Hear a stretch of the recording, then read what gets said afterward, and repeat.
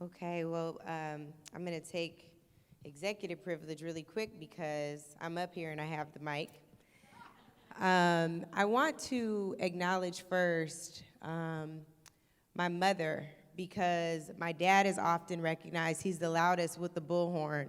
But my mom has been a quiet and strong and mighty partner of his for 50 years. I ain't gonna tell all y'all's business because my dad likes to say he's 45, which is not the truth. But Mommy, would you stand? My mom is a recent breast cancer survivor. She just had surgery right after Christmas. Thank you, Dr. Andrea Rye, for also holding your husband down for all these years. Okay, Daddy, back to you.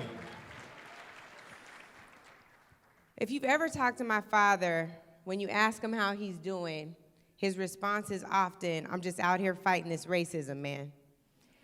And that is his truth. He was born in Shreveport, Louisiana, to Eddie Rye Sr. and Myrtle Rye, my grandparents. He moved to Seattle at the age of 10. He got early experience in being a drum major for justice and a coalition builder, being the oldest of 6 siblings. I believe my father saw the promised land from the mountaintop at a very early age. While he was born into a family that spoke up against injustice, with a father who also served as the Northwest Regional Organizer for the Brotherhood of Sleeping Car Porters. In junior high, my dad watched the Montgomery bus boycotts and knew firsthand what it was like to pay in the front, get off, and get back on to the bus in the back. In 1961, Dr. King spoke at 2 assemblies at Garfield High School during his Seattle visit. Reverend Samuel McKinney facilitated an introduction to Dr. King and my dad. While brief, it was life-changing. He was well on his way to social justice advocate, activist, and self-proclaimed agitator, so much so that a friend of his, Brian Johnson from Como TV, once proclaimed on a downtown elevator that I happened to be on, "Eddie Rye, if it isn't the perpetual troublemaker." While I was upset, my dad grabbed me and let me know that that was his friend. But from integration to anti-apartheid, from redlining to reparations, and minority business equity to voting rights, there's not a cause where Eddie Rye Jr. does not bring a banner and a bullhorn. There's not an MLK-related cause in this state that my father has not been a part of. From renaming Empire Way to Martin Luther King Jr. Way, from the park, you absolutely clap.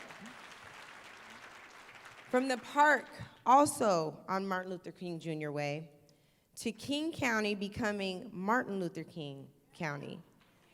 And if you've ever had a conversation with him, he's offered you this lapel pin. You guys know what I'm talking about. It bears Dr. King's face. Daddy, I'm gonna give you your pin back in 1 second, but I need it for a visual aid. He said, "I'm not a violent person, I'm a peace-loving person. But I'm also a justice-loving person, and sometimes to get justice, you have to do extraordinary things."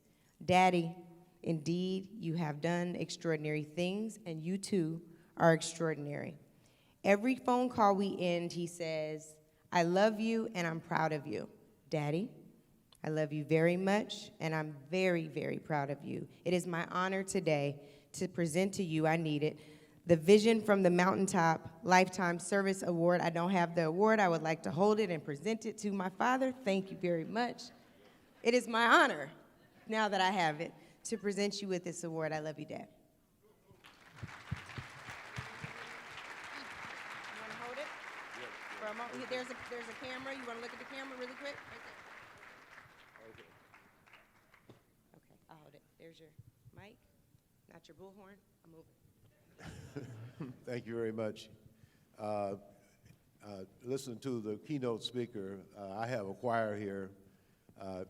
You introduced my wife already.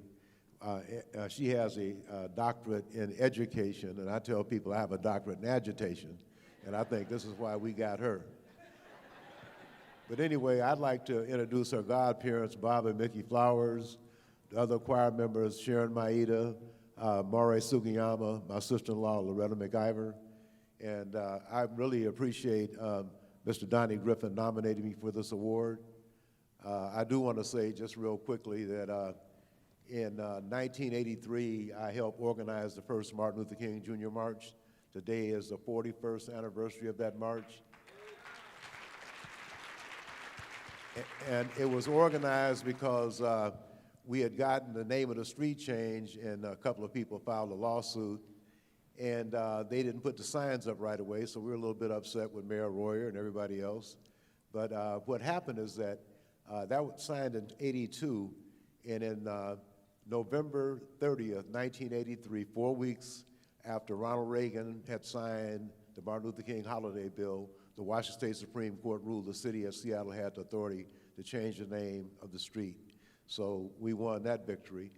And then in 1986, after the first holiday, Bruce Lang and County Councilman Bruce Lang and Ron Sims, he had a proclamation passed that passed 5-4, changing the name of the county from William Rufus B. Dwane King to Martin Luther King Jr.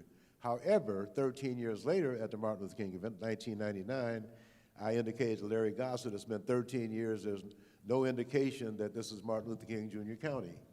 So then State Senator Adam Klein introduced legislation 8 times between 99 and 2005. Finally, it passed in 2005, and Governor Christine Gregoire came to the courthouse and signed the legislation. Then it took us 13 months to get the logo. We had a right-wing council member and her colleagues were saying we should have the county courthouse's official logo. And I said the county courthouse don't look like Martin Luther King Jr. So it did pay off. The image of Dr. King now is the official logo of Martin Luther King Jr. County.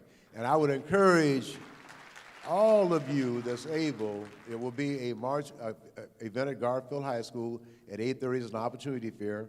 Hayward Evans and I put that together because we said it's good to have people come to the workshops, the rally, the march, but a lot of people are in need. So we instituted an opportunity fair, and there are over 60 employers, public agencies. They'll be at Garfield this morning between 8:30 and 11, interviewing people and providing opportunities. Last year, 78 people got jobs through that effort.